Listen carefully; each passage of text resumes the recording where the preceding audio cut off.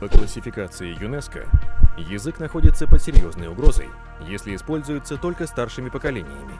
Родители способны его понимать, но язык не используется при общении между собой и с детьми. В России насчитывается более 130 языков, подверженных угрозе исчезновения. Поговорить между собой на челканском языке могут только 310 человек.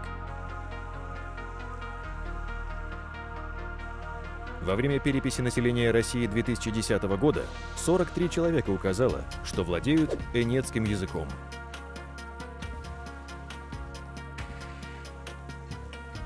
Если мы скажем «здравствуйте» на языке орочий, нас поймут только 10 человек по всей России.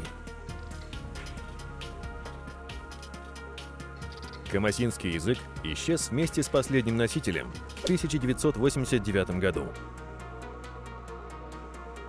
По данным официальной статистики, из почти 300 тысяч населения Калмыкии около 40% владеют калмыцким. Мы провели опрос среди пользователей социальной сети ВКонтакте. На вопрос «Как вы думаете, сколько процентов населения нашей республики владеют калмыцким языком?» большинство опрошенных ответило – 10%.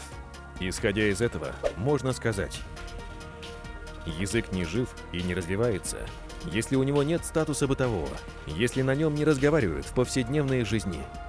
Мы можем потерять родной язык и нашу культуру меньше, чем за поколение. Уроки калмыцкого языка на радио Бумба.